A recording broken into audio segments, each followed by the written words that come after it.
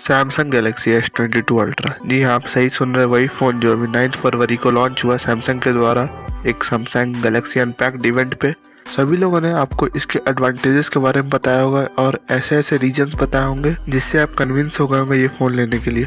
लेकिन किसी ने आपको ये नहीं बताया कि इस फ़ोन में क्या क्या बुराइयाँ हैं, क्यों ये फ़ोन नहीं लेना चाहिए। गाइस, आप सही सोच रहे हैं, आज का टॉपिक यही है। आज मैं आपको 5 ऐसे दमदार रीजन बताने वाला हूँ जिसको सुनने के बाद आप बोलेंगे S22 अल्ट्रा एक बेकार फ़ोन है।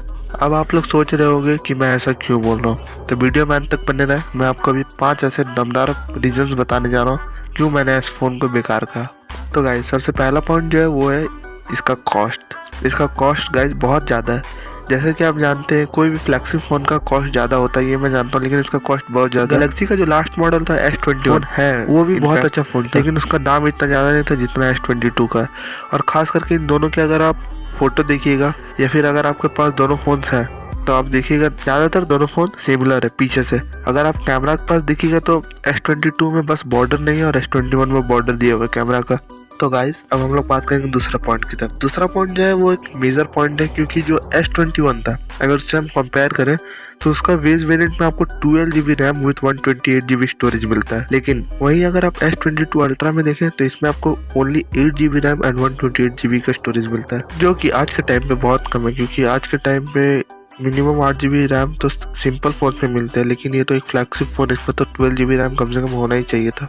तो गाइस, हमारा तीसरा पॉइंट है कि इस फ़ोन के डब्बे में आपको चार्जर नहीं मिलेगा। जी आप सही सुन रहे हैं, इस बॉक्स में आपको चार्जर नहीं दिया जा रहा है सैमसंग के द्वारा। वो चाह रहे हैं कि आप अपना चार्जर अलग से खरीदें सैमसंग की तरफ से। उन्होंने एप्पल का कॉपी किया है। जैसे कि जानते हैं, एप्पल भी अपना फोन्स के बॉक्स में आजकल चार्जर नहीं दे रहा है। इसी तरह सैमसंग वालों ने भी ये किया है कि अपने फोन्स के बॉक्स में चार्जर देना बंद कर दिया। वो भी अपना चार्जर अलग से बेच रहे हैं, वो भी 45 वाट का, जिसको आप लेंगे तो आपका जाहिर सी बात है खर्च बढ़ेगा। ऐसे ही फ़ोन महंगा, फिर आपको चार्जर लेने में अलग से पैसा लगेगा। अपने बढ़ते हैं चौथे पॉइंट की तरफ। चौथा पॉइंट जो है वो है इसका साइज। यहाँ जो सिंपल फोन्स होते हैं वो लगभग 6 इंच के आसपास के रहते हैं, लेकिन इसका साइज आपने देखा होगा 6.8 इंच का, यानी कि काफ़ी बड़ा होगा। और इसमें कर्व डिस्प्ले है जिससे आपको पकड़ने में थोड़ा दिक्कत होगा। इसका वेट भी थोड़ा ज़्यादा है, आपको एक अनकम्फर्टेबल फील देगा ये, क्योंकि सिंपल फोन जो होता है वो एक क्लासी लुक देता है। एक बड़ा फ़ोन ये अनकम्फर्टेबल फील देगा। तो गाइस, अब हम बात करेंगे अपने 5वें और आखिरी पॉइंट के बारे में। लेकिन उससे पहले अगर आपने वीडियो यहाँ तक देखा है तो चैनल को सब्सक्राइब जरूर करें कि आपको इसी तरह की वीडियोस और मिलती रहे।